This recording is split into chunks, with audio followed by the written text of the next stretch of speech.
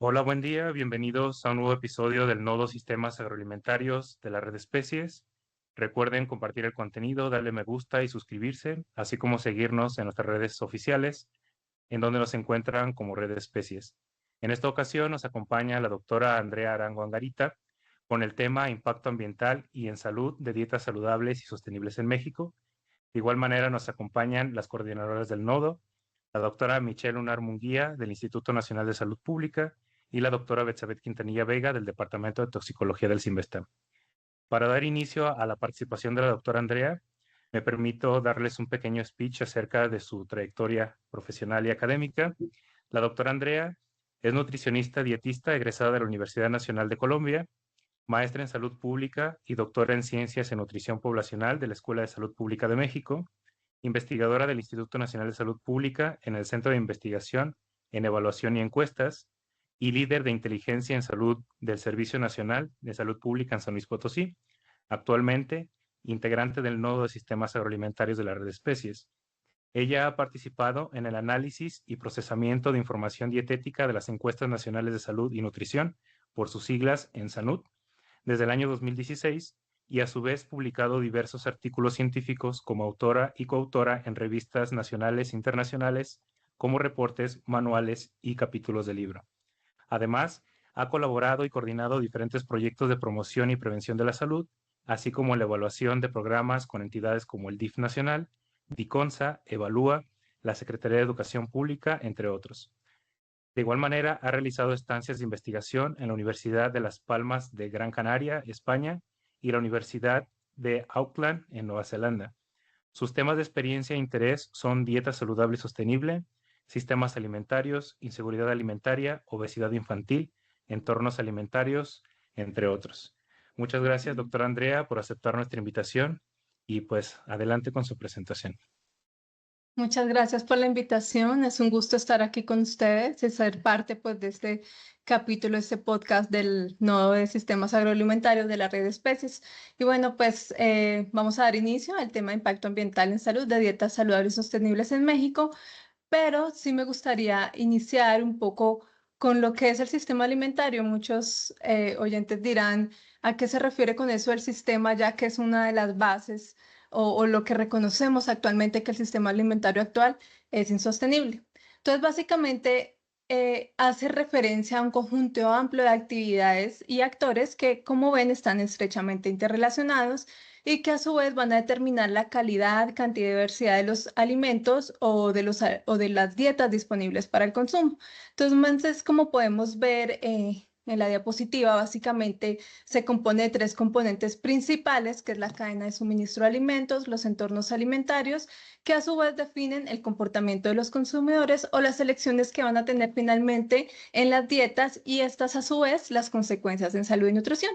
Entonces, es como vemos, como todo está interrelacionado dentro de este sistema y desafortunadamente en la actualidad estos sistemas alimentarios actuales son insostenibles y se prevé que para el 2050 haya un aumento del 50% en la producción de alimentos dada no solo al crecimiento poblacional que se estima, que se proyecta de 1.000 millones de personas para este año, sino también a los cambios en los patrones de alimentación, en el consumo de alimentos, donde básicamente hay un cambio, hay una transición nutricional de alimentos que son saludables, que son típicamente tradicionales, por alimentos de alta densidad energética, baja calidad nutricional, generalmente ultraprocesados, y también un exceso y una producción intensiva de carnes rojas y procesadas. Y pues como vemos, esto a su vez se asocia con la aparición de lo que se llamamos la sindemia global de obesidad, de nutrición y cambio climático, que actualmente se reconoce como una de las principales amenazas para la salud del planeta y de la humanidad. Y pues vemos claramente que tanto el cambio climático como todos los aspectos nutricionales se encuentran pues interrelacionados, ¿no? Y pues bueno, ¿cuáles son esos, digamos que alimentos, esos patrones que han determinado estos cambios en el sistema alimentario que lo han hecho que sea insostenible y además poco saludable para la salud valga la redundancia, de la población y del planeta? Son, por ejemplo, las carnes rojas y procesadas. Y es porque ha aumentado exponencialmente la producción esto se llama producción intensiva de este alimento y se prevé que para el 2050 haya un aumento de al menos 455 millones de toneladas. Y pues sabemos que esta producción intensiva contribuye al cambio climático generando altas emisiones de gases de efecto invernadero, que es cerca del 19% a nivel mundial, y básicamente estas emisiones son de gas metano, que es un gas que tiene un potencial de calentamiento mayor que el dióxido de carbono, por ejemplo, pero también se genera, por ejemplo, en la deforestación, para el asentamiento del ganado, ¿no? Y también pues se ha relacionado con efectos adversos para la salud, por ejemplo, con un mayor riesgo de enfermedades cardiovasculares, pero también de cáncer colorectal y diabetes tipo 2. Por otra parte, tenemos los productos ultraprocesados, que pues los han mencionado yo creo que varias veces, y bajo una clasificación que se llama NOVAS, están digamos que en el grupo 4, que constituye esos productos que son fabricados a través de procedimientos industriales complejos y básicamente tienen una proporción o una cantidad muy alta de aditivos, saborizantes, edulcorantes que son pues dañinos para la salud y además también tienen una alta proporción de alimentos que son de nutrientes que son críticos para la salud, como el sodio, las grasas saturadas, los azúcares añadidos en general, y esto hace pues que sean productos que disminuyen la calidad de la dieta y la salud pues de la población, pero también se han visto en algunos estudios que generan impacto ambiental dentro de las diferentes dimensiones del sistema alimentario. Entonces, no solo afecta la salud humana, sino la del planeta, y esto es a lo largo de toda su cadena de suministro, ¿no? Y también, pues, generan emisiones de gases de efecto invernadero y otros de los principales, digamos que, asociaciones con este impacto ambiental que genera es especialmente relacionado con la contaminación por plásticos, porque se ha documentado que cerca del 40% de todos estos plásticos provienen especialmente de los empaques de productos ultraprocesados y pues en general muchos de estos plásticos pues no son reciclables, ¿no? Entonces tardan años en descomponerse y pues también por eso tienen un impacto ambiental muy alto. Y si ya hablamos específicamente de la salud, y si juntamos lo que es carnes rojas procesadas y un ejemplo aquí de bebidas endulzadas, es que sí vemos también en muchos estudios, en metaanálisis se ha documentado que a medida que aumenta el consumo de estas carnes rojas y procesadas o bebidas endulzadas, aumenta, por ejemplo, el riesgo de enfermedad cardiovascular. Y aquí lo que podemos ver en estudios de dosis respuesta, claramente donde incrementa el riesgo. Mientras que, por ejemplo, si comparamos con otros alimentos que son basados de origen vegetal, por ejemplo, las nueces, semillas, o en este caso las frutas y verduras, pues es el efecto contrario, ¿no? Hay una disminución del riesgo a medida que aumenta el consumo. Esto es particularmente para enfermedad cardiovascular, pero también se ha documentado para diabetes tipo 2, para otras enfermedades crónicas, cáncer colorectal, pero la mayor evidencia es, digamos que para enfermedad cardiovascular. Y bueno, dado estos antecedentes, pues se ha planteado la adopción o la transformación del sistema alimentario por uno más saludable y sostenible. Y pues sabemos que estas dietas se definen como dietas de bajo impacto ambiental, que además son nutricionalmente adecuadas, son social y culturalmente aceptables y justas, accesibles y asequibles, es decir, económicamente pues menos costosas. Por eso es que básicamente las dietas sostenibles se componen de estas 4 dimensiones. Y en cumplimiento pues de esta necesidad de transformar el sistema alimentario y de seguir, digamos que los acuerdos de los Objetivos de Desarrollo Sostenible, pues se planteó en el 2020 la adopción de una dieta de salud planetaria por el grupo Elite Lancet, que es lo que conocemos como dieta de Lancet o dieta de la salud planetaria, que básicamente vemos que el plato se conforma en la mitad por una mayor cantidad de alimentos de origen vegetal y una menor proporción de alimentos de origen animal. Y pues diversos estudios han documentado que, por ejemplo, esta dieta que se llama flexitariana, pero también las dietas basadas en plantas, particularmente veganas, vegetarianas o pescatarian, también tienen un menor impacto ambiental, pero también tienen una mayor reducción de la mortalidad prematura para enfermedades crónicas, y eso se ha visto a nivel global. Sin embargo, pues también hay algunas limitaciones con estas dietas, por ejemplo, que puedan tener inadecuación de micronutrientes o que en algunos países se haya visto que tienen un mayor costo o uso de recursos naturales, principalmente en países de bajos ingresos. Esto lo podemos ver claramente en la gráfica, donde, pues, al parecer el impacto es mayor en cuanto a salud y menor impacto ambiental, ¿no? Y pues bueno, si nos referimos específicamente a México, ¿qué esfuerzos ha hecho el país, digamos que para promover estas dietas saludables y sostenibles, además de la adopción o la contextualización de esta dieta del Eat Lancet al contexto mexicano, que se conoce como el Eat Lancet, como el Eat México? Se publica en el 2020 un artículo donde se realiza una adaptación de esta dieta de la salud planetaria, digamos que enfocada principalmente al contexto mexicano, a dejar como algunos alimentos de manera que sea como más realista y que sea más fácil de alcanzar para la población mexicana. También otros de los esfuerzos que se han realizado es la promoción de hace muchos años de la dieta de la milpa, que también se considera como una dieta saludable y sostenible, al menos desde la perspectiva, desde una dieta tradicional. Y finalmente, pues en el 2023 se promueven las guías alimentarias saludables y sostenibles, donde se ha documentado ampliamente que tienen un menor impacto ambiental, o bueno, al menos los estudios recientes que publica la doctora Michelle y la doctora Caro Batis han documentado un menor impacto ambiental y un menor costo de estas dietas saludables sostenibles en términos de guías y el México, ¿no? Sin embargo, si nosotros nos ponemos a pensar qué pasa con esos otros escenarios, por ejemplo, los basados en plantas o la dieta de la milpa, ¿cuál sería como ese impacto ambiental que habría específicamente para México? ¿Es posible que tengamos que hacer una transición a esas dietas o cuál sería el mejor escenario en términos pues de estas dimensiones que conforman una dieta saludable sostenible? ¿Y cuál sería pues también el impacto en salud? Porque pues todavía no se ha documentado en términos de mortalidad cuál sería como el impacto que tendrían, ¿no? La adopción de estas dietas. Entonces rápidamente describo dos estudios que realizamos como parte de mi tesis doctoral. Son estudios de modelaje y simulación, donde inicialmente que voy a describir es del impacto ambiental, también agrego el costo, pero me enfoco en la parte ambiental, de diferentes escenarios de dieta saludable y sostenible y el impacto pues que habría si se adaptaran para México. Y pues este estudio contempló simulación basada en una herramienta que se llama el Diet Codes, que es de un grupo internacional que se denomina Informas, y se simulan diferentes canastas de alimentos que siguen como unos criterios nutrimentales específicos. Y también consideramos indicadores de impacto ambiental, el costo, y lo comparamos con la dieta promedio actual de la población mexicana con datos de la ANSANUD. Y pues consideramos estos indicadores de impacto ambiental, huella hídrica, uso de tierra para la producción de cultivos, las emisiones de gases de efecto invernadero y la pérdida de biodiversidad que fueron estimados previamente para el país, para México en el 2022.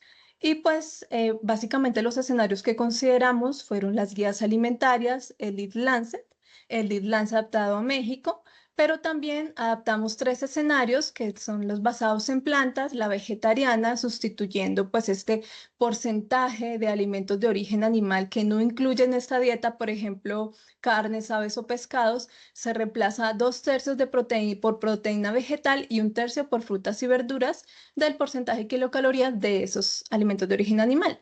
Y pues estos están como basados en las recomendaciones del Eat en México, igualmente para la vegana y la pescatarian, pero ya para la vegana se reemplazan todos los alimentos de origen animal y para la pescatarian únicamente las carnes y aves que se sustituyen por pescado. Y en el caso de este estudio, pues ya básicamente incluimos pues también lo que es la dieta de la milpa, que está basada en las recomendaciones de un estudio que se publica en 2023, que también se basa como más o menos en la distribución calórica del Eat México, pero también considera las recomendaciones que realiza la Secretaría de Salud, donde únicamente se hace como esa sustitución de algunos alimentos que son típicos de esta dieta y que básicamente, como vemos, pues son, además de que ya se incluyen en los otros escenarios, pues por ejemplo incluimos requesón en lugar de queso o reemplazamos las nueces específicamente por cacahuates o habas o semillas de calabaza. Entonces se hicieron algunos cambios específicos de algunos alimentos. Y por ejemplo, aquí vemos cuáles son las recomendaciones de estos escenarios de dieta saludable y sostenible Específicamente este es para Lead Lancet y en el lado derecho pues vemos las recomendaciones para el Lead México, donde pues son similares pero son adaptadas pues al contexto mexicano. Y finalmente en esta tablita pues vemos la adaptación que nosotros realizamos asegurándonos de que todas estas dietas tuvieran el mismo porcentaje, más bien el total de kilocalorías fuera similar, que fueran isocalóricas, pero pues que tuvieran una distribución, de la distribución calórica requerida por grupo de alimentos. Por ejemplo, la dieta vegana, vegetariana, pues ven que están en cero todo lo que son alimentos de origen animal y porque se reemplazan por estos alimentos de origen vegetal. Y bueno, ¿y qué se encontró en este estudio? Básicamente vemos que al comparar con la dieta promedio, la dieta actual, pues todos los escenarios de dieta saludable y sostenible pues tuvieron un mayor uso del suelo. Vean, la dieta vegetariana y la vegana pues son las que menor impacto ambiental tienen en cuanto a este indicador. Y los que mayor impacto pues es la dieta promedio específicamente por las carnes rojas y de cerdo.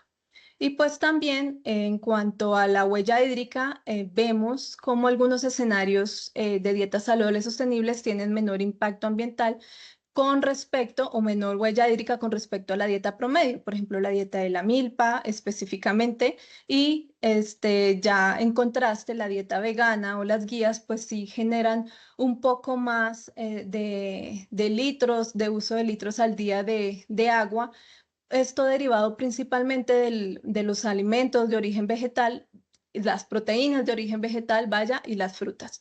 Mientras que claramente la dieta promedio, pues también el impacto es alto, pero es mayor en estos dos escenarios, pero ya más adelante vamos a ver el por qué. Y pues bueno, en cuanto a la huella de carbono, pues sí es muy claro que los escenarios basados en plantas pues tienen muy bajo impacto en cuanto a emisiones de gases de efecto invernadero, dieta vegetariana, vegana, mientras que pues en comparado obviamente con la dieta promedio, que nuevamente las carnes rojas, que son los que vemos en rojo básicamente, las que tienen mayor impacto.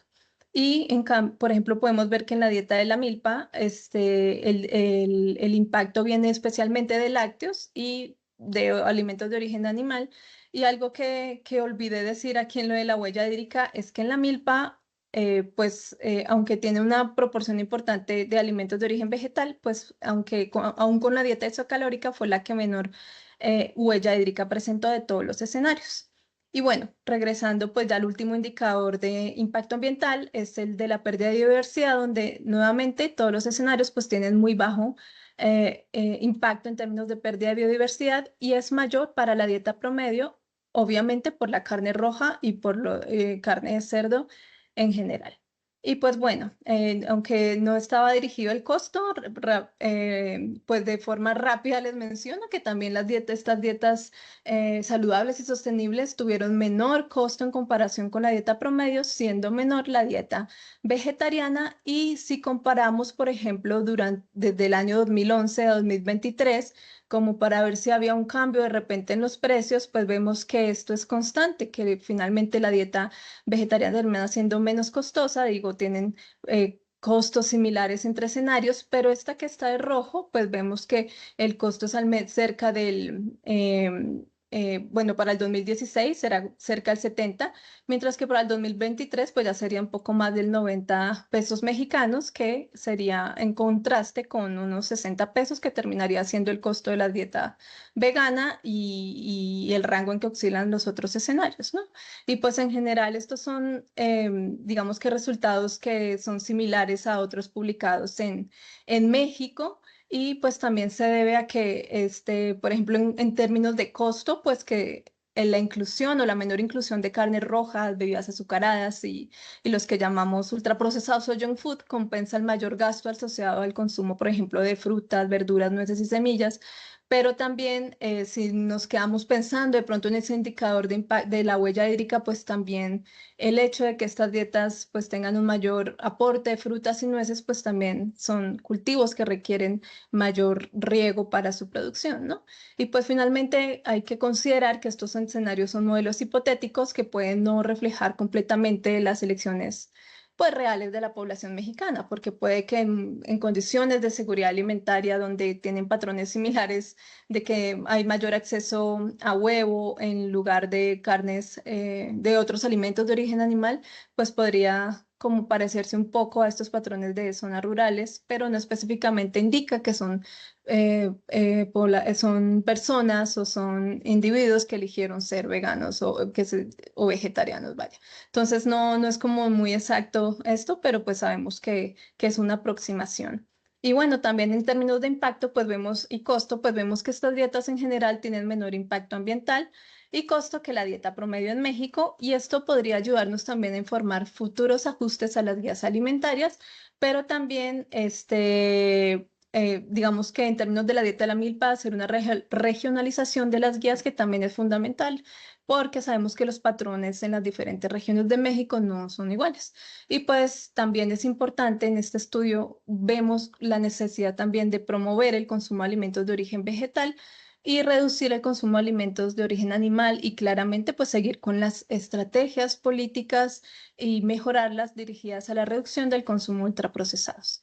Y rápidamente pues el impacto en salud, porque ya se me acabó el tiempo, pues este también fue un estudio de modelaje donde básicamente consideramos cuál sería el impacto en términos de mortalidad, cuántas muertes se reducirían si la población mexicana pasara de consumir su dieta promedio actual a uno de los escenarios de dieta saludable y sostenible. ¿Qué pasaría si toda la población hiciera ese cambio en términos de cuántas muertes por enfermedad cardiovascular se reduciría, de enfermedades cerebrovasculares, de diabetes tipo 2 y de cáncer colorectal? Y para ello también utilizamos información de la ENSANUD de 2016, de recordatorio 24 horas. Básicamente fueron los mismos escenarios, a excepción de la dieta de la milpa, y utilizamos también datos de mortalidad. Los extrajimos del INEGI y pues también consideramos la mortalidad prematura, considerando como aquellas de 20 a 75 años. Y bueno, estos fueron los códigos que se seleccionaron en cuanto a la clasificación del CIE-10. Y finalmente, pues para hacer, digamos que esa simulación, calculamos fracciones de impacto potencial y ya digamos que hicimos el modelaje utilizando el Bootstrap para poder determinar como la incertidumbre o esos intervalos de confianza en cuáles se encuentran nuestros resultados. Y pues estos fueron lo que encontramos, donde básicamente, como pueden observar en esta parte, este porcentaje de 30,6 refleja que para la dieta vegana hay una reducción de este es para muertes totales, de 30,6 de las muertes totales de enfermedades crónicas, si la población pasara a consumir una dieta saludable, su dieta promedio a su dieta actual, ¿no? A una dieta vegana, perdón. Y vemos que este rango se encuentra entre 25,1 y pues también el mayor es para 30,6 para la vegana y el menor para el irlandés México.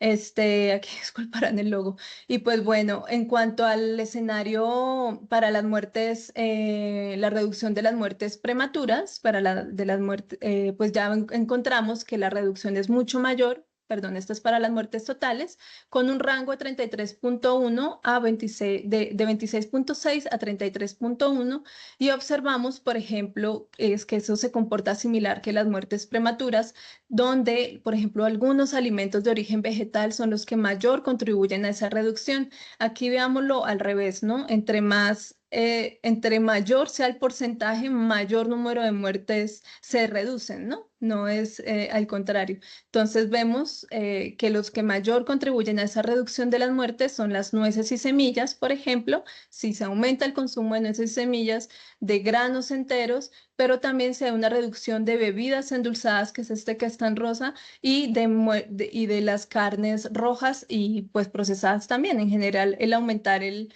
consumo de alimentos de origen vegetal nos va a generar una mayor reducción en el número de muertes. Y por ejemplo, ya en términos de números, si vemos las muertes prematuras, el rango estaría entre 35.994 muertes hasta que se reducen muertes totales hasta 43.735 si la población adopta alguno de estos escenarios. Obviamente, pues el mayor es la vegetariana, seguido de la pescatarian. En tercer lugar se encuentran las guías alimentarias saludables y sostenibles. Y pues ya sin mayor diferencia entre estos tres, porque no son, digamos que no se traslapan los intervalos, finalmente pues tenemos la vegetariana, la Eat-Lancet y por último la Eat-Lancet México. Y ya si lo vemos por enfermedad, pues los que mayor representaron a la reducción de estas muertes fueron las enfermedades cardiovasculares y seguido de la diabetes tipo 2, de las enfermedades cerebrovasculares y en menor proporción el cáncer colorectal. Y pues ya si vemos en términos de muertes totales, el rango en que se reducen estas enfermedades crónicas es de 74.396 a 92.540 muertes reducidas, ¿no? Y pues vemos que la distribución es similar a las muertes prematuras, pero aquí pues en muertes totales obviamente aumenta un poco más porque consideran aquellos mayores de 75 años. Y bueno, finalmente, pues, ¿qué podemos inferir después de estos resultados? Pues que las dietas saludables y sostenibles reducen la mortalidad total y prematura por enfermedades crónicas y cáncer colorectal. Y también, pues, estos resultados se han documentado en otros estudios, ¿no? Por ejemplo, en estudios globales, donde han dado cuenta que las dietas también vegetarianas y pescatarianas pueden reducir en mayor proporción la mortalidad prematura. Y aclaro nuevamente que esta mayor reducción específicamente en enfermedad cardiovascular es por el aumento en el consumo de alimentos de origen vegetal, como nueces, semillas, granos enteros, legumbres, frutas y verduras, y la reducción de bebidas endulzadas y carnes rojas, ¿no? Y pues finalmente, la adopción de estas dietas en México podría reducir la mortalidad total y prematura, que nos ayudaría a reducir esta carga de mortalidad de enfermedad que se presenta en México, siendo estas enfermedades las principales causantes de muertes. Y también, pues estos estudios podrían ayudarnos a diseñar y fortalecer estas políticas que también promuevan la producción y consumo sostenible de estos alimentos, pero también estrategias que nos ayuden a darle prioridad a, a a crear otras estrategias que también incentiven el consumo de alimentos de origen vegetal y continuar con esas estrategias dirigidas a reducir el consumo de ultraprocesados, pero también mirar si de pronto es posible crear medidas regulatorias o alguna otra estrategia política para incentivar una producción sostenible de carne roja y si es posible también reducir su consumo porque vemos que sí tiene un alto impacto ambiental y en salud para la población. Y pues muchas gracias por su atención. Muchísimas gracias, Andrea, por tu presentación. La verdad es que lograste resumir muy bien todo lo que haces en este estudio, ¿no? Que es la estimación de impacto ambiental y de reducción de mortalidad por enfermedades crónicas asociadas a diferentes dietas. Y fíjate, yo tengo aquí algunas preguntas que me gustaría que platicáramos para profundizar un poco más sobre estas dietas que tú nos has presentado hoy y en las que hiciste estos análisis. Veo que son pues diferentes dietas saludables y sostenibles, pero ¿qué características podrías decir que tienen en común estas dietas y cuáles serían como las principales diferencias a la hora de analizar, por ejemplo, la pescatariana o la dieta de la milpa en comparación a lo mejor con la de las nuevas guías alimentarias saludables y sostenibles? Un poco para entender más sobre las características de estas dietas. Sí, muchas gracias, Michelle, por la pregunta. Pues sí, por el tiempo, pues me fui de volada con las características de estas dietas, pero lo que sí tienen en común es que todas tienen un aumento digamos, en la composición de alimentos de origen vegetal y una reducción en alimentos de origen animal y ultraprocesados. Pero, por ejemplo, si nos vamos específicamente para las guías, sabemos que, por ejemplo, estas están diseñadas para que la población consuma una mayor proporción, por ejemplo, de granos enteros. Hay una reducción también de las carnes rojas, pero esa reducción no es tanto como por ejemplo para el México o el Lancet, donde pues es un poco más restrictiva esta reducción de carnes rojas, o definitivamente los escenarios como vegetariana, vegana, pescataria, en donde definitivamente ya no hay una inclusión de estos alimentos, de estas carnes rojas específicamente y carnes procesadas. Y por otra parte, pues también hay una inclusión de pescado, pero digamos que este cambio no es tan, o sea, se sigue manteniendo y no es tan diferente de los otros escenarios, porque vemos, por ejemplo, que en algunos son de 20 kilocalorías para las guías, 32 kilocalorías para los otros escenarios, pero si ya vemos la pescatarian, pues está básicamente la mayor proporción de kilocalorías de origen animal provienen pues de los pescados y mariscos, ¿no?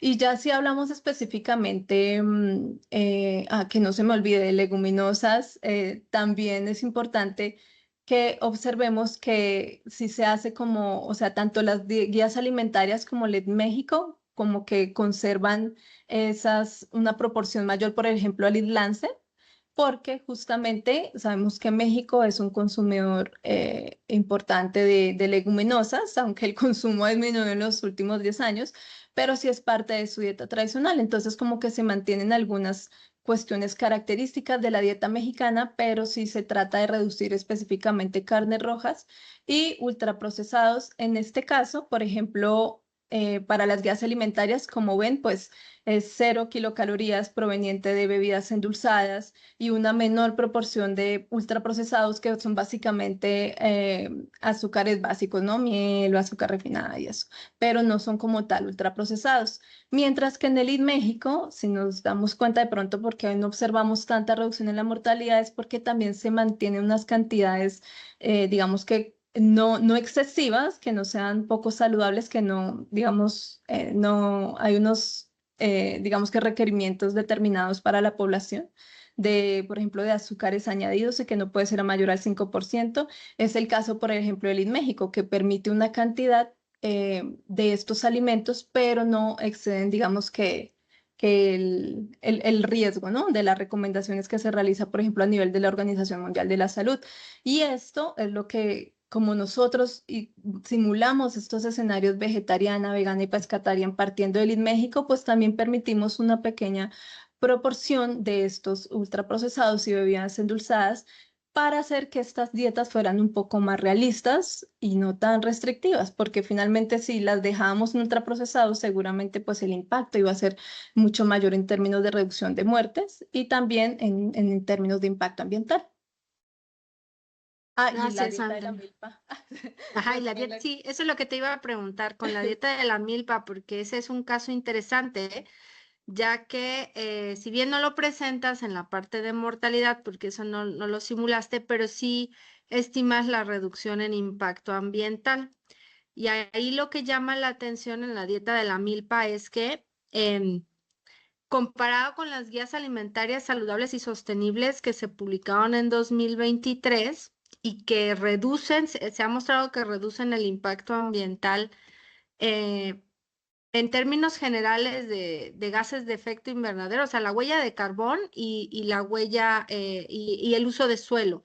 Pero las guías alimentarias tienen un incremento a nivel nacional ligero, ¿no? Ujú.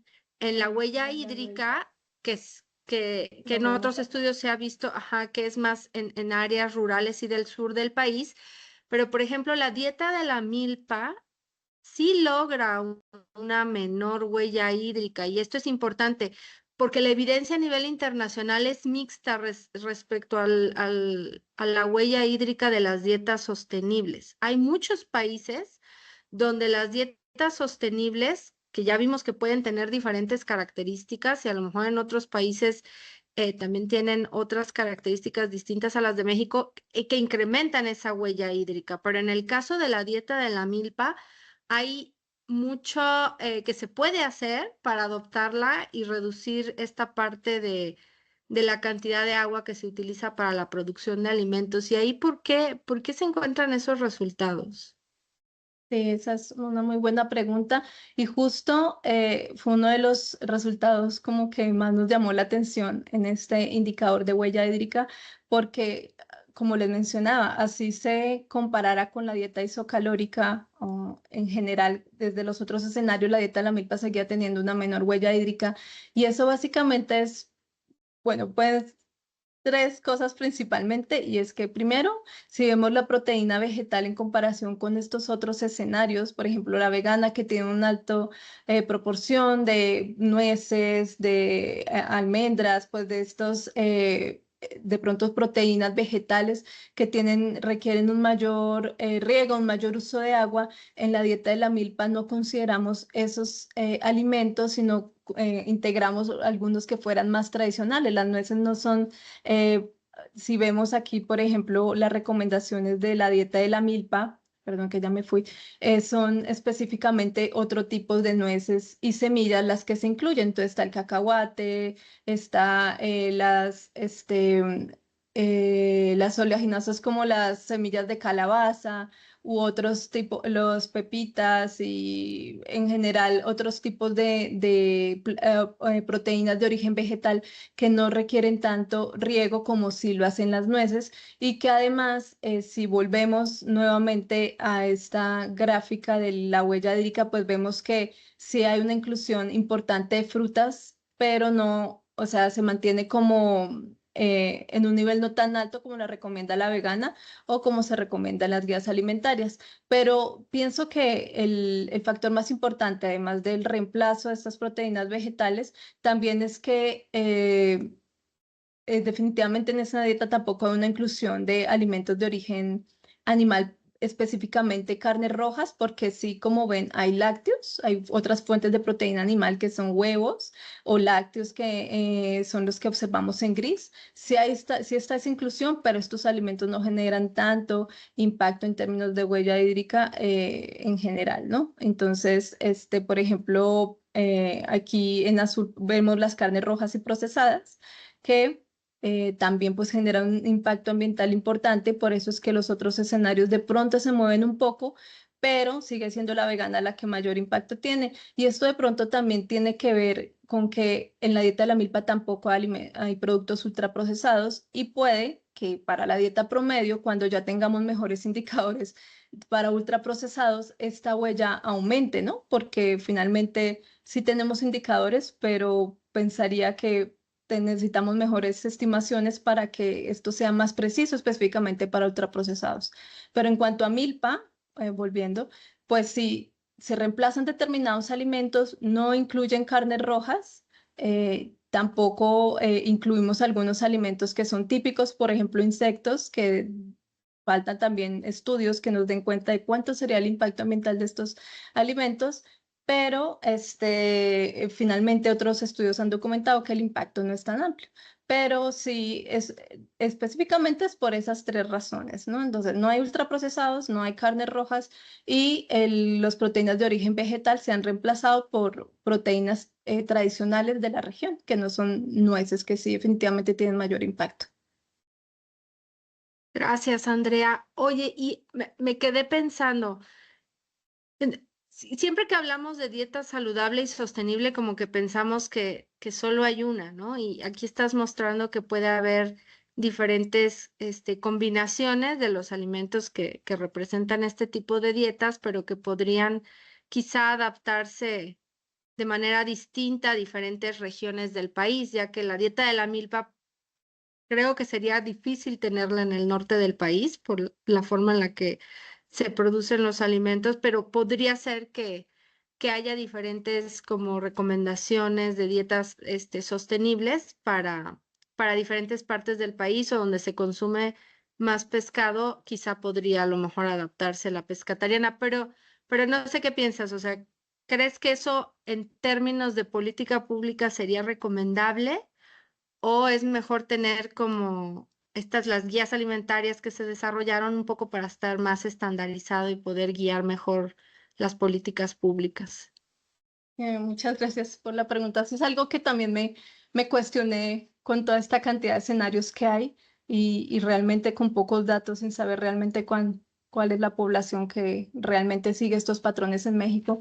Pero creo que entre las guías alimentarias y el México se puede hacer como, o sea, el México yo pensaría que es como un primer paso. Finalmente este se utilizó para diseñar las guías alimentarias, vaya, como para hacerlo un poquito más, para, como no tan restrictivo, ¿no? Para que pasito a pasito ir buscando un poco la adherencia de la población a este escenario que proponen las guías alimentarias, que es un poco más restrictivo en términos de ultraprocesados y específicamente de eso, ¿no? Y otros, por ejemplo, en granos enteros es mucho más amplio, eh, digamos que el consumo. Pero sí, yo a veces me quedo pensando qué tan viable sería, por ejemplo, hacerle algunos cambios a las guías alimentarias y que no sé, como la vegana resultó para algunos indicadores de menor impacto ambiental o en salud, entonces tratar de hacerla más vegana. Pero también hay que considerar que hay muchas limitaciones en torno a estos patrones de alimentación y es que también pueden conllevar a deficiencias de algunos micronutrientes, que fue algo que también vimos, pero no se refleja en este estudio donde sí hay definitivamente hay una inadecuación de vitamina B12, no, si no hay suplementación es muy difícil, y de otros micronutrientes como riboflavina o niacina, ¿no? Entonces, hay que tener mucho cuidado cuando uno realiza estas recomendaciones a la población. O sea, es decir, si son relativamente sostenibles, si quitamos la huella hídrica y son saludables, pero ¿cómo vamos a hacer esas recomendaciones, ¿no? ¿A quiénes se las vamos a hacer y cómo las vamos a hacer? Y también, por ejemplo, la pescatarian. Y México tiene un problema, o sea, sí considero que es importante. El consumo de pescado es muy bajo aquí en México y es de solo 10 gramos. Y es por ello que también resultó como de menor, que si la población consumiera más de estas dietas, pues habría una mayor reducción de las muertes, ¿no? Pero también hay que considerar las fuentes de pescado que se consumen en el país. Y es que esas fuentes son principalmente atún y pues el atún se ha documentado que tiene como que la mayor contribución o aporte de metilmercurio de las fuentes de pescado en México, ¿no? Y esto también es un riesgo para la salud. Entonces yo creo que hay que ser cuidadosos con estas recomendaciones, o sea, sí para quienes, pero sí tratar de jalar un poquito de todas para adaptar estas guías. Y me refiero específicamente, por ejemplo, a las dietas de la milpa, porque esta sí se puede hacer esa regionalización, por ejemplo, en las zonas del sur del país, donde efectivamente todavía se siguen estos patrones mesoamericanos y donde hay una mayor proporción de población en zonas rurales, donde sí se pueden hacer estas adaptaciones y tratar de regionalizar esas guías de acuerdo a las características de la población. Digo, siempre se puede.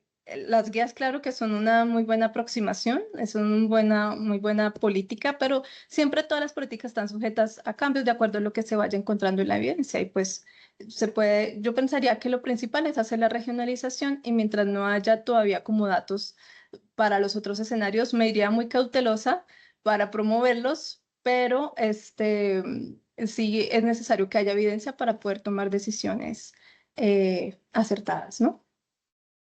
Gracias, Andrea. Y te voy a hacer una última pregunta más dirigida como a esta parte de ultraprocesados, que es evidente que una dieta que sea saludable pero también sostenible considera que se debe reducir y en muchos de estos escenarios evitar el consumo de ultraprocesados y bebidas azucaradas. Y tú estás mostrando efectos en salud en términos de reducción de muerte prematura e impacto ambiental, pero hay muchos otros efectos ambientales que tienen el consumo de estos productos que están, por ejemplo, relacionados a todos los plásticos que dijiste, de disruptores endocrinos que vienen en los empaques y en otros ingredientes que les añaden a estos ultraprocesados. Y, por ejemplo, uso de plaguicidas para los monocultivos que utilizan estos productos y que no está todo esto bien cuantificado en términos del impacto ambiental y de la mortalidad. Entonces, ¿qué podrías comentar al respecto de cómo esto que estimas es como el límite inferior del impacto que en realidad tienen Claro. estos productos? Sí, de hecho, en estas gráficas de muertes que aquí no estamos incluyendo los ultraprocesados, aunque sí se consideraron específicamente para como un análisis de sensibilidad, pero en estos que estoy mostrando ahora, los excluimos específicamente por cuestiones metodológicas, ¿no? Por cómo están medidos en los estudios epidemiológicos, porque no son consistentes y porque hay que seguir ciertas como, digamos, indicaciones específicas para tener resultados como más certeros, ¿no? Entonces, en este caso los excluimos para esta presentación, pero en el análisis de sensibilidad sí había que cuando había una reducción o se limitaba este consumo de ultraprocesados, el número de muertes reducidas iba a incrementar al menos en un 3%. Es decir, también digamos que limitar el consumo de estos alimentos pues va a reducir va a incrementar el número de muertes que se reducen, es decir, va a ser más favorable para la salud, pero desafortunadamente siento que falta tener como mejores indicadores, ¿no? Al menos en términos de impacto ambiental y estudios que nos permitan como que homogenizar la definición de esta variable que llamamos ultraprocesados o de estos alimentos, estos productos que se incluyen como o que se identifican como ultraprocesados, porque sí varía de país en país y entonces sí creo que necesitamos unificar conceptos y eso que ya tenemos el sistema NOVA, pero sí creo que para ser más precisos se necesitan mejores medidas, pero las que tenemos igual nos están dando cuenta de los efectos negativos que tienen estos productos y que además sigue saliendo evidencia, como dices tú, del efecto que tiene a nivel de los plásticos, de los bisfenoles, también el uso que veíamos en la gráfica, donde también tenían impactos en las diferentes cadenas, en toda la cadena de suministro, donde seguramente también hay para la producción intensiva de alimentos, mayor uso de plaguicidas y otras cuestiones que de pronto no se pueden cuantificar o no las tenemos como todavía mejor medidas, ¿no? Entonces, como que siento que todavía hay mucho que hacer en esa parte, pero sí es claro que los ultraprocesados representan un riesgo para la salud y que sí se deben desincentivar en cualquiera de los escenarios el consumo de estos productos. Y pues sí, continuar haciendo evidencia y contar con las mejor, y pues si tenemos la mejor evidencia disponible, los mejores indicadores disponibles, pues seguir trabajando con ello. Gracias, Andrea. Doctora Betsabé, si tiene alguna comentario, alguna pregunta para Andrea. Sí, muchas gracias. Pues muy revelador lo que nos presentas, Andrea, y desde el punto de vista de lo que nos ocupa en mi laboratorio, que es el uso de agroquímicos, pues muy preocupante, porque hablamos de dietas saludables y sostenibles y pues la sugerencia y en un futuro un lineamiento que se tome en nuestro país del consumo de vegetales, de cambiar nuestra dieta, ¿no? Pero pues esos alimentos desgraciadamente buenos desde el punto de vista teórico en el sentido de lo que nos aportan a la nutrición, pues desgraciadamente vienen acompañados de muchos compuestos tóxicos. Entonces, mi pregunta, sé que la respuesta no hay una respuesta, y mucho menos seguramente la tendremos nosotros, pero sí que, ¿qué podemos hacer desde cada una de nuestras trincheras para realmente tener una dieta saludable? Porque ya lo dijo la doctora Michelle, no es una dieta, son unas dietas en el país, porque tenemos muchas regiones y hay que aprovechar lo que cada región tiene.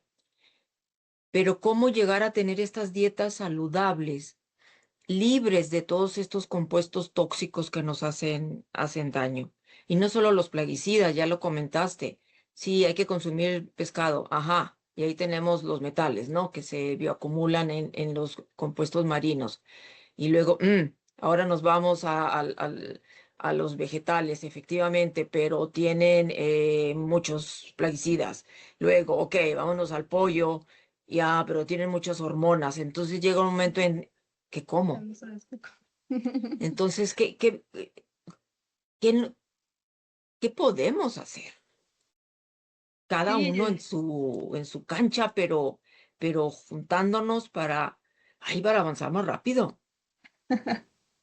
sí, Sí, totalmente es una pregunta que uno dice, bueno, pero si la mejor evidencia disponible dice que aumentemos el consumo de vegetales, pero también hay toda esta limitación en torno a que si hay una mayor producción, pues también implica el mayor uso de algunos fertilizantes, de compuestos nitrogenados, ¿no? De pesticidas y mil cosas que también generan gases de efecto invernadero e impacto ambiental, ¿no? Entonces, siento que también de pronto las políticas no deben, o sea, está muy bien que se dirijan al consumo, pero también deben dirigirse a mejorar la producción de los alimentos, que sea una producción sostenible y que sea regulada. Lastimosamente, para que sean efectivas la mayoría de las políticas, toca regular.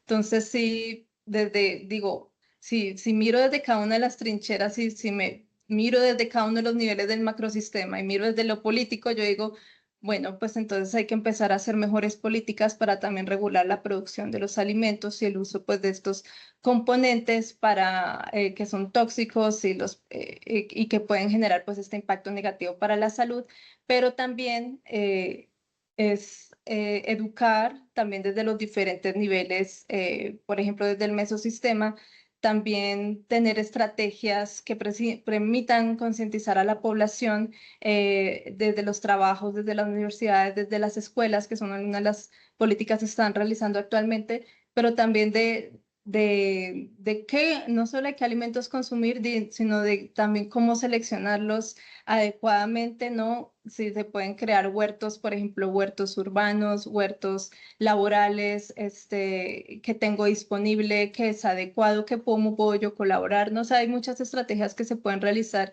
en términos de concientización y educación.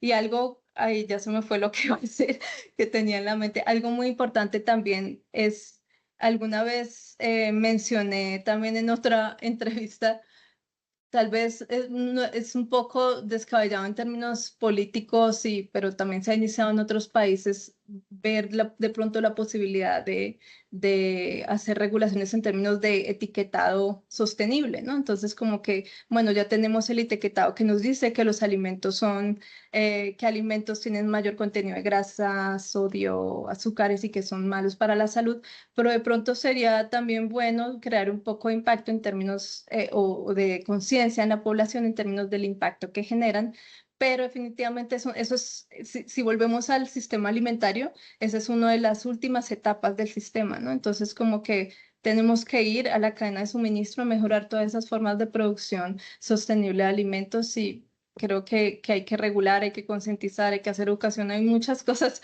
que hacer, pero sí es cuidar principalmente los recursos naturales, porque por más que eduquemos y sigamos produciendo pues de esa forma insostenible, pues es difícil llevar a cabo estos escenarios. Y también hacer consciente a la población, por ejemplo, hace muchos años en la dieta mesoamericana, pues así comíamos en México, bueno, así se comía en México, ¿no? Hace muchísimos años, ¿no?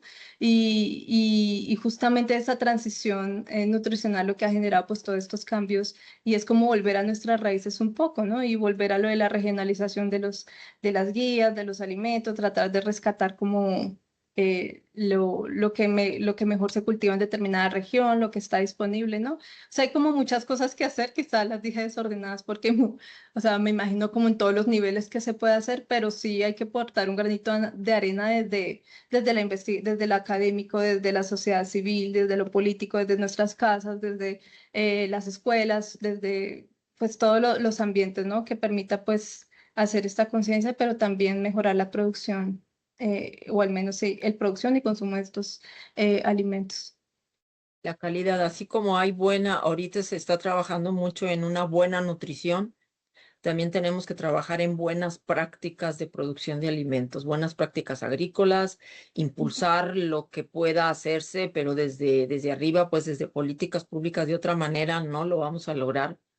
El etiquetado de los alimentos, llega un momento en que todo está etiquetado y termina Mm, uno comprando así como que lo que menos, pero creo que se necesita muchísimo más que etiquetar, porque llega un momento en que todo está etiquetado, es decir, todo tiene exceso de sodio, exceso de azúcares, exceso de grasas, exceso de exceso, todo. Entonces, más bien hay que obligar o para que haya productos sin ese exceso y más accesibles y menos caros. Los agricultores que realizan buenas prácticas agrícolas, pues siempre lo comentan, que se necesitan incentivos porque es más caro.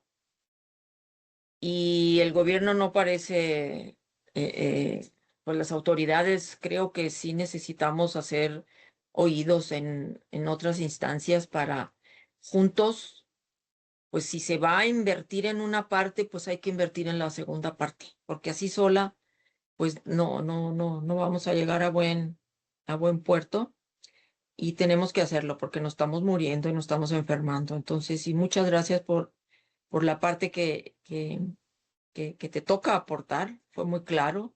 Y bueno, hay que trabajar en suma para pues, tener alimentos de calidad. Esos alimentos que nos sugieren que debemos de comer, los debemos de tener en cantidad y en calidad para toda la población, que ya somos, pues ya no sé cuántos, 120, no sé cuántos millones de mexicanos. Muchísimas gracias, Andrea. Creo que ya andamos en el Gracias, doctor. tiempo, Eduardo. Sí, muchas gracias, doctora Andrea. Ahí, pues, iba a limitar un poquito mis preguntas, pero tengo un par que creo que son muy importantes y que no debemos dejar como ahí volando, ¿no? Ya desde el lado de nutricionista, de nutrióloga, sabemos que estas dietas y estas propuestas son muy idealizadas. Y aunque nosotros pensamos que regionalizarlas va a solucionar las cosas, muchas poblaciones, como es aquí en México, no tienen acceso a muchos alimentos. O quizá dependen del temporal y no fue un buen tiempo. O se escasearon por alguna situación o cosas de ese tipo, ¿no? Entonces, en ese sentido, ¿qué alimentos podríamos priorizar? Por ejemplo, que las personas tuvieran que tomar una decisión, a qué alimentos hay que darles prioridad para seguir teniendo como ese balance nutricional y no, pues, no dejar caer todo por completo, ¿no? Porque hay situaciones en las que prácticamente no se puede. Hay poblaciones que ya comentamos en un episodio anterior con la doctora Michelle, llegan las tienditas, llegan productos procesados y lo demás y es mucho más barato y accesible que otros productos en la región. Entonces, no sé qué opinión tengas al respecto, Andrea. Uy, esa pregunta está difícil. Así como, digo, hay muchas acciones que se pueden realizar desde los niveles, diferentes niveles del sistema alimentario, porque finalmente en eso se traduce la seguridad alimentaria y nutricional de la población, ¿no? Pero, digo, además o sea, pienso también en términos de todas las políticas que deberían instaurarse a nivel del entorno alimentario, porque una cosa que mencionamos anteriormente era de pronto las políticas a nivel de la cadena de suministro, pero también de las que se deben seguir incentivando en el entorno alimentario para hacer que haya una mayor disponibilidad de acceso a alimentos saludables para la población, porque finalmente eso es lo que van a consumir, ¿no? Entonces, de pronto en términos de necesidades nutricionales está complejo porque no todos los grupos poblacionales tienen los mismos requerimientos, ¿no? Entonces, al menos para los niños pequeños, pues que haya menos mal la leche materna, pues no tiene costo y no tiene impacto ambiental. Entonces, eso sería lo primordial como los niños pequeños. Digamos que en los preescolares sí es fundamental que haya un aporte, así sea mínimo, de alimentos de origen animal, ¿no? Al menos porque están en pleno crecimiento y desarrollo. Entonces hay que ser cuidadosos con los alimentos que se excluyen en estos grupos poblacionales, ¿no? O también deben ser como dietas, ya si es individual, muy supervisado, pero nosotros estamos hablando en términos de población, ¿no? Entonces sí creo que hay que ser como muy garantizar ciertos alimentos en estos grupos de edad, al menos en preescolares, y ya en escolares, pues definitivamente se pueden empezar a hacer estos ajustes, ¿no? Que es, por ejemplo, ya incentivar el consumo o reemplazar el consumo de ciertos alimentos de origen animal por alimentos de origen vegetal, o priorizar, por ejemplo, en situaciones de escasez en grupos escolares, adolescentes y preescolares, por ejemplo, el huevo, ¿no? El huevo es uno de los y se ha documentado que es uno de los alimentos con un buen contenido nutricional y que puede ayudar en condiciones de inseguridad alimentaria, y es un alimento de origen animal que no tiene tanto impacto ambiental, ¿no? Y también conservar, pues obviamente la tortilla, que es un alimento fundamental en México, ¿no? Los frijoles, las leguminosas que combinado con tortilla, pues generan un aporte importante también de proteínas, obviamente, pues tiene que haber como ese balance, ¿no? A mí me parece, o sea, pensando en condiciones de escasez, además de lo que haya de disponible de frutas, verduras, ¿no? Bien producidas pues sosteniblemente. Y ya en los grupos más grandes, yo creo que sí, en adultos sí, ya se puede restringir algunos alimentos totalmente, o más que todos los alimentos que generan riesgos para enfermedades cardiovasculares, enfermedades crónicas, pero creo que esos serían como los alimentos base en casos así como de escasez extrema, y si no se puede ya definitivamente incluir alimentos de origen animal, siempre tener leguminosas y cereales y claro, frutas, vegetales y estos alimentos de origen vegetal que están disponibles, pero combinándolos para que sea mejor junto con vitaminas C. Digo, es una pregunta muy complicada porque pienso en todos los grupos de edad y en todo. Y en que las mujeres también tienen otros requerimientos de alimentos, ¿no? De nutrientes. Por ejemplo, las mujeres que están en edad reproductiva también requieren un mayor consumo de hierro, ¿no? Entonces, como que sí hay que tener en cuenta muchas cuestiones para hacer recomendaciones, o el calcio. Entonces, tienen que ser dietas muy balanceadas para toda la población, pero esos serían como, digo, alimentos básicos en situaciones pues, de emergencia y de escasez que pueden garantizar la seguridad alimentaria y nutricional. Sí, si bien pues la dieta debe ser personalizada y lo ideal sería como que cada persona tuviera una asesoría pues nutricional y que le dijeran exactamente qué es lo que necesita. Lo que más conocemos aquí es el plato del bien comer o este tipo de ejemplos, ¿no? Es óptimo, es viable que al menos ese sea el primer paso. O sea, que dividamos al menos en un plato como estos ejemplos que lo vemos por donde quiera. O sea, es lo que más conoce las personas. Si tú le platicas a alguien en cualquier comunidad acerca de esto, solo conoce la canasta básica y el plato del bien comer o cómo les han dicho que distribuyan su plato para comer bien, ¿no? No sé si tengas alguna opinión sobre esto, Andrea. Pues es que justamente están las guías alimentarias las que se están promoviendo actualmente, ¿no? Que, o sea, también, si las has visto en la promoción, también es como un plato donde la mayor proporción se compone de alimentos de origen vegetal, pero también tiene una proporción importante de leguminosas, de granos enteros, ¿no? Y pues reduce las carnes rojas, en general, las recomendaciones que ya vimos. Entonces son como estrategias que resultan visualmente más fáciles digamos, de digerir o de educar a la población con este tipo de estrategias. Y digo, actualmente están las guías alimentarias y es lo que por política debemos seguir, ¿no? Entonces, como que sí es importante continuar haciendo, trabajando por educar a la población con estos instrumentos que tenemos a la mano y con lo que ya se ha comprobado, o sea, son guías que se realizaron por académicos que fueron, digamos que adecuadas para su realización, y siento que debería seguirse, o sea, se asemejan un poco al plato del bien comer, pero pues ya con estos cambios que se realizan a nivel de sostenibilidad, porque pues también procuran la parte nutricional y sostenible. Entonces creo que sí es importante seguir manteniendo y realizarle los ajustes, porque es la política que hay actualmente. Sí, de acuerdo. Pues muchas gracias. Y como siempre, pedimos a nuestros invitados que den como una reflexión final, un mensaje final que te gustaría pues darle a todas las personas que nos escuchan sobre si algo que tengas importante que tú digas, sabes que este es un punto importante o un primer paso para dar el cambio, ¿no? O mejorar.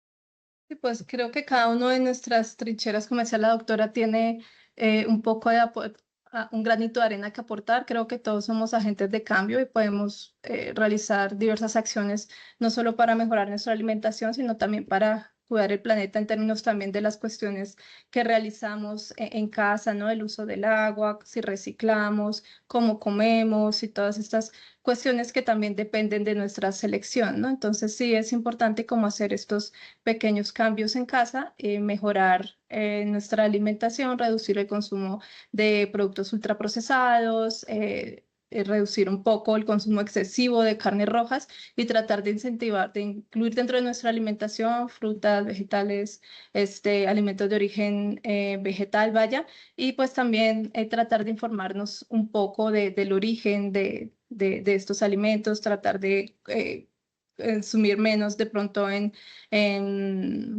supermercados, en lugares por donde finalmente muchos de estos alimentos vienen empacados, sino también priorizar un poco el consumo local de alimentos, ¿no? Entonces, sí es importante como realizar estas pequeñas acciones desde nuestras áreas, de nuestra trinchera y pues ya a nivel macro, pues hay muchas más cosas que hacer, pero eso sería el mensaje como a nivel individual para las personas que nos escuchan. De acuerdo. Pues ya llegamos al final de este episodio. Fue un tema muy interesante, muy ilustrador y que nos amplía mucho la perspectiva de lo que nosotros conocemos como dieta. No todas las personas cuando se dedican a la parte nutricional las conoce y conoce que puede adaptarse a su contexto en concreto, ¿no? No nos queda más que agradecer a la doctora Andrea por su participación, por su excelente ponencia y por el apoyo que está brindando al Nodo Sistemas Agroalimentarios de la Red de Especies. Y nos vemos en un próximo episodio. Que estén muy bien, cuídense. Hasta luego. Muchas gracias, hasta luego. Gracias, hasta luego. Hasta luego, muchas gracias.